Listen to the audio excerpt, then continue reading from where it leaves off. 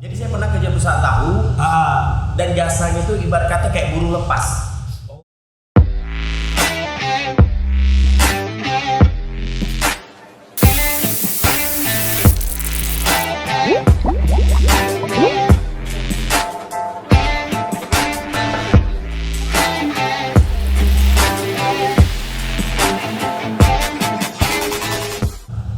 Buka loh. Assalamualaikum warahmatullahi wabarakatuh. Saya sih tak bisa kalau dengan kamera tutupnya ini. Oke, pastinya ketemu lagi di Kopi Bos nih. Nah, kali ini saya punya bintang tamu. Ya. Kalau dibilang kawan seperjuangan bisa. Betul. Betul. Karena semuanya dimulai dari sama-sama. MC pun pertama kalau saya MC ini di panggung besar dan di acara di luar komunitas kita tuh sama dia berdua. Betul. sangat menarik gitu ya. Pengalaman yang kita lalui. Dia ada cerita lucu pas pertama MC kita pakai kacamata hitam beb gitu. Masih ingat ente? Masih ingat. Oke beb, biasa mah acara teh malam gelap barulah tak bisa baca.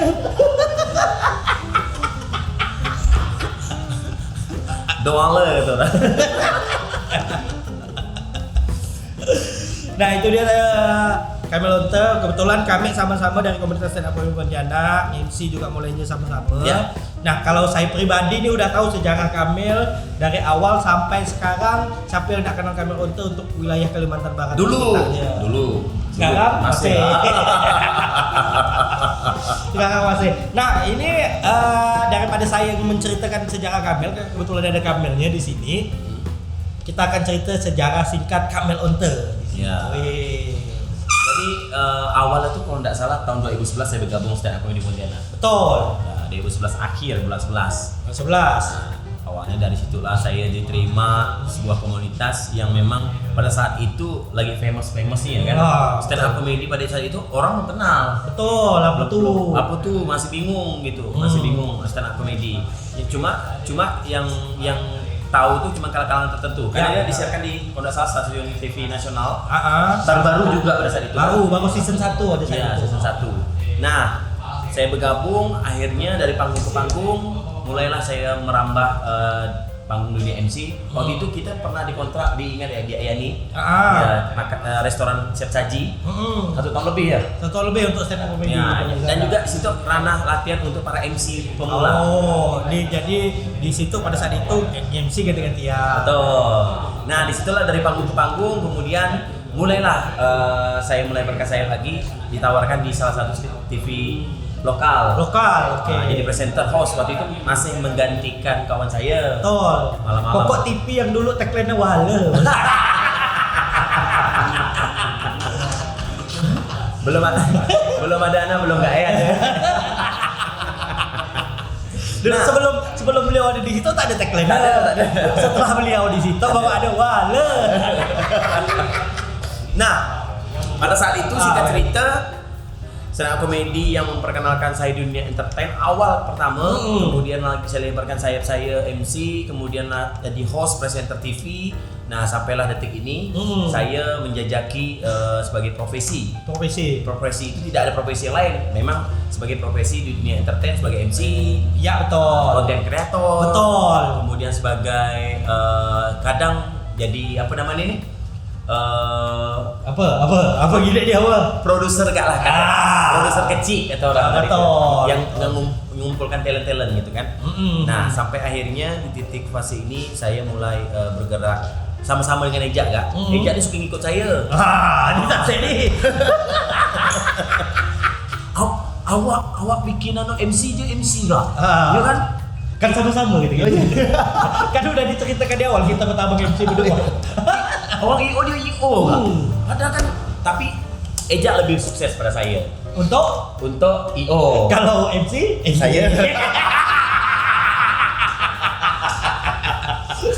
Damel, itu saya yakin kebanyakan orang di luar sana tahu lah perjalanan karir Kamil dari stand up comedy MC sampai sekarang konten kreator, bergerak di produser dan sebagainya nih Mel.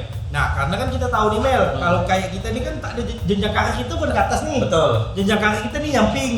Dari MC nyamping lah. Nyamping lah jadi content creator. Dari content creator nyamping lah jadi OD. Ya. Nah, Mel, yang sebelum itu. Nah, ini yang ada yang sejarah Kamel yang menarik nih. Sebelum stand up comedy itu apa? Ya. Tak mungkin ada cerita kan nih. Sebelum masuk ke dunia entertain. Nah, sebelum masuk dunia entertain, awalnya ini menarik nih, kawan-kawan. Saya bekerja di sebuah perusahaan yang bergerak di bidang jasa kontraktor. Kontraktor. Ya, alat berat. Alat berat. Mungkin kawan-kawan tahu pernah lihat yang apa nih Sumitomo. Iya kan? Iya. Ada lagi apa nama Hitachi, Kobelco. Itu tau lah ekskavator tuh. Nah, saya kebetulan perusahaan itu bergerak di bidang untuk perluasan lahan untuk penanaman sawit. Jadi hutan-hutan tuh saya babas habis. Waktu itu ente sebagai operator. Operator tuh apa? Operator jadi operator itu yang mengendalikan tukang bawa. tukang bawanya.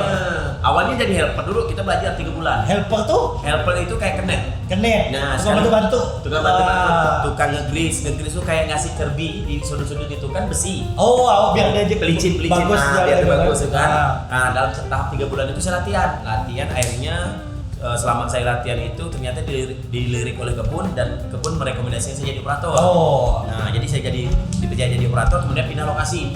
Saya jajakilah daerah Kuburaya dan daerah pernah juga ke Putsibau. Iya, perjalanannya. Ya. Jadi buka lahan di situ selama kurang lebih 4 tahun. 4 tahun. 4 tahun. 4 tahun nih cuman dia 4 tahun. Itu. Maksudnya 4 tahun kalau kopi ini makin jadi gede dia.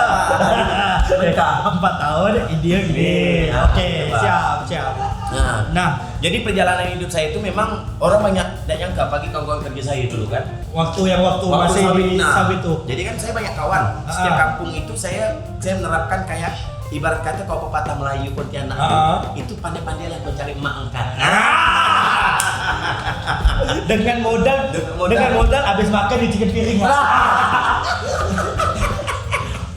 Terkadang apa namanya nih metode yang kita lakukan itu sangat receh, tapi manfaatnya besar. Pertama kita mampu dikenal masyarakat tuh ternyata ini sopan, mampu membawa diri. Betul. Kemudian juga kita mampu beradaptasi dengan masyarakat dengan kita dicari emak angkat sebanyak-banyaknya. Betul. Biar ibarat kata tunggu uang enggak teh. Betul. Atau aja tahu tua zaman dulu tuh kalau tangan ringan kodrat. Betul. Pandai banget sih. Dan juga kalau kita membangun relasi di sebuah pekerjaan itu, misalkan kita masuk kampung nih, kita harus pandai-pandai jaga diri dan dengan membangun relasi itu setidaknya kita terjaga. Jadi kalau ada orang yang rese, kita istilah itu anak angkatnya si A, itu anak angkatnya si B. Betul, biar nyaman lah. Biar nyaman akses juga. Lagi pula kita tahu hambatan untuk menerobos hutan-hutan yang kita tentukan. Karena kan usaha sawit juga sebagai jasa pelebaran lahannya, mereka harus mematok lahan yang memang kadang ada yang kontroversi, kadang enggak. Nah, itu hambatannya. Jadi kita sering berhadapan dengan warga-warga yang mungkin ada juga yang mendukung pergerakan itu, ada juga yang mereka merasa ini lahan mereka, kenapa harus di gitu. Dan selama 4 tahun lebih itu pengalaman saya mendapatkan turun naiknya kehidupan yang mungkin orang-orang banyak nengok saya sekarang nih nyaman ya, tapi dulu tuh saya tentara gak. Nah itu dia suksesnya orang tuh kita nak tahu belakang orang ada suksesnya nih. Ente percaya nggak? Ana pernah satu hari jalan kaki. Bukan jalan kaki yang jalan aspal, tapi tanah yang bekas galian yang becek-becek itu. Satu hari ada 10 kilo. Karena nggak bisa diakses pakai mobil lah. Nggak bisa motor, sama jalan kaki. Nah jadi kita galian kita tuh, ya kan? Kita gali, tarik mundur. Nah, nanti kita balik macam orang bodoh balik. Baru kita lewat. Balik ke mes tuh ya. Balik ke mes tuh. Jadi 10 kilo. Bahkan pernah saya tembus 25 kilo. Udah naik melapak gunung, dia itu naik kayak ada lembah. Kayak kalau bahasa sana orang kampung bilang tuh sungai alam. Jadi ada sungai alam yang memang harus kita berenang. Emang karena genangan naik dia cekung tuh kan naik itu cekung, jadi tidak ada jembatan. Jadi jembatan manual tuh pakai kayu sebatang. Kita harus hati-hati, kalau kita tidak hati kadang bekal saya pernah jatuh, bekal kita habis. Nah balik lagi ke camp jauh. Mau tak mau alhamdulillah kami itu ada stok makanan kayak mie instan gitu. Alhamdulillah makan mie instan kenyang. Nah jadi buat kawan-kawan semua yang bertanya ngapa Kamil sekarang agak putih, itu jawabannya. Nah, dan juga saya jaga sekarang wudhu 5 tahun. Nah itu Mel, kan dulu kita sering sama-sama dari susah sama-sama dan sebagainya kan, kita sering curhat-curhat. Nah ini yang orang nak tahu, yang tahu. Nah, kita kan, ente pernah jadi penjual tahu. Sama kan tahu dulu coba ada kita kan. Jadi saya kerja di sebuah perusahaan, ini perusahaan kemarin. Waktu itu saya masih ingat dan perusahaan masih ada sampai sekarang. Jadi saya pernah kerja perusahaan tahu dan jasanya itu ibarat kata kayak buruh lepas. Buruh kasar lepas gitu. Jadi dihitung misalnya satu hitung per biji ke hitung per hari? Saya itu hitung karung. Karung kedelai. Karung kedelai. Jadi proses pembuatan tahu itu kan pasti kita ada kayak mensortir sampah-sampah yang kedelai dalam karung. Betul. Dari tronton itu keluarkan ke gudang nanti kita manual. Jadi kita sampai ada memang alat manual itu dan kita masuk lagi kayak kerja bodoh bala, buka, dia tabur-tabur cari batu, cari kutu. Itu dipilih. Jadi harus kedelai terbaik. Karena kan masuk mesin kan, tak bersalah. Nah itu saya tekuni kurang lebih hampir setahun. Setahun dulu ya. Ngangkut, bayangkan dulu saya umur belasan tahun, masih 19 tahun. Saya dah mikul 50 kilo. 50 kilo kedelai itu ke atas mesin. Kami kan pakai mesin kan penyetak tahunya itu. Betul. Jadi mesin itu nanti baru curahkan ke percetakan. Nah, jadi dia masuk ke mesin itu kurang lebih sekitar 4 meter sampai 5 meter gitulah. Mikul naik tangga dan itu saya lakukan hampir 1 tahun. 1 tahun dulu. 1 tahun. Dan saya pun dapat ilmu gini membuat tahu. Gitu. Kayak gitu. Waktu dulu pasti tidak kerja apa Mel, percetakan, cetak apa tahu.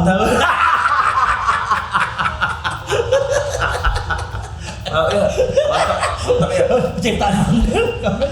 Nah, buat kawan-kawan juga, ini nih aku yang menjadi saksi sendiri. Waktu dulu saya pernah asli kau Mel.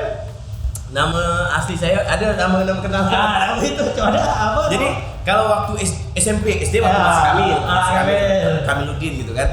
Nah, setelah masuk SMP ternyata kan ada panggilan keren waktu SMP. Itu panggilan keren SMP itu Randy. Itu Randy. Aku Randy. Dan itu masuk SMA begitu lagi dapat kawan-kawan yang ada nama keren ya, nama asli. Kayak Selong Firdaus kan. Namanya kan ada nama keren itu. Kemudian waktu SMA tuh saya kasih nama saya berubah, Randy tidak Randy, Kevin. Kevin apa banyak? Kevin Budaga. Nah, tadi kan sering cerita gini, ini dulu nih berdua nih kan. Nama aku tuh Kevin Mampet Bel. Kalian dia tidak kaya, aku nih. Dia tidak cek, Beb kalau kau cari rumahku cari nama Kevin kata. Mampet. Mampet kau nih, kali aku lebaran rumah dia, betul ya pakai motor kan dia, pin kata tak laki aku, betul lupa nama di Kevin, lupa di Gardi, kesal aku. Pin kata ibu. Aku pernah. Jadi budak ngajak aku jalan ke mall. Waktu itu mall kan baru buka tuh. Ya kan? Jadi nggak mall, dia mau nunggu Kevin lo, kan? Nunggu Kevin dah lama. Aku tuh pergi ke rumah nenek. Rumah nenek nak jauh dari situ kan? Pas ambil baju, nak lama budak dia langsung ke rumah. Oh mak, ada Kevin tak ada? Kevin mana? Mana ada nama aku Kevin gitu? Dah lama aku datang. Oh kau pakai Kevin teh, dan mak. Kalau saya pribadi, kalau cerita kami ini banyak, karena kami sama-sama. Pokoknya banyak dari yang lucu sampai yang degel, sampai yang gimana pun. Dari cewek itu jatuh sampai gaya pun pernah.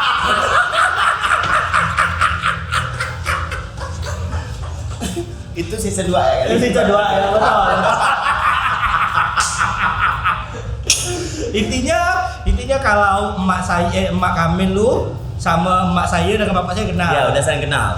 Karena kita dulu pernah satu panggung ya. Satu panggung acara show pertama saya dengan Eja dikasih kesempatan dan waktu itu kita manggil emak bapak gitu kan dan mereka saling kenal.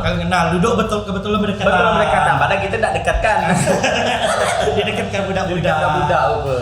Nah itu dia sejarah singkat kami pastinya masih banyak. Kalau misalnya dijadikan film nih, jadikan film. Nah kayak Sukep the Movie itu, nah itu kan ada beberapa perjalanan Kamil yang nyata dimasukkan dalam film itu, ditambah dengan hiperbola fantasi supaya lebih enak ditonton. Nah yang enggak kau kayak kerja sawit, kayak kerja tahu, itu enggak dimasukkan kan? Enggak masukkan, itu belum dimasukkan. Belum dimasukkan, nanti mungkin next. Pernah Mikul Papan pernah. Jadi Pak muda saya tuh punya bukan perusahaan, dia tuh kayak usaha kayak penyewaan tenda. Dulu kan kalau di kampung tuh kan dia kan nyewa tenda kan pasti dengan papan untuk panggung kan. Nah di situ, nah jadi saya itu ngambil upah Bukan tenda, orang kampung gitu bilang Apa? taruh. Nah taruh. Betul kan? Di kita tuh pasti ada papan yang di situ. Taruh. Jadi saya upah satu papan tuh 500 rupiah. Satu papan. Satu papan. Jadi untuk biar banyak ini saya harus lebih rajin. Jadi target saya itu harus 100 pikul papan. 100 papan. 100 papan 500 kali 100 50.000. Sekarang kecil, dulu besar. Betul. Dulu tuh seminggu saya dapat 79.000. Itu udah besar dah ya. besar dah tahun 2009. 2008. 2007, 2008 gitu lah. Itu udah besar, 75.000 satu minggu. Pencapaian gitu. Ibarat kata untuk masa bujang, di mana transisi kita setelah kuliah, setelah sekolah, kan pasti bingung nak kerja apa, sambil cari kerja yang cocok. Akhirnya saya kerja kayak semrautan gitulah. Oke, siap. Mel, kita tahan dulu. Ya. Kita akan ngomongkan kiat suksesnya di Kamel. Nah, ada yang pengen disampaikan lagi, Mel? Nah, saya mau sampaikan ke kawan-kawan. Jadi ada cara menikmati kopi yang anti mainstream. Oh, dan kopi ini pun saya rekomendasi untuk kawan-kawan untuk mencobanya. Dia ada di Kopi Bos. Kopi ini hanya ada di sini. Kalau tempat ini namanya kopi apa lah? Tidak tahu namanya kopi apa. Pokok kalau di sini namanya Kopi Bos. Kopi Bos. Jadi kalau kita minum salsa kayak bos-bos gitu. Walaupun duit ngutang.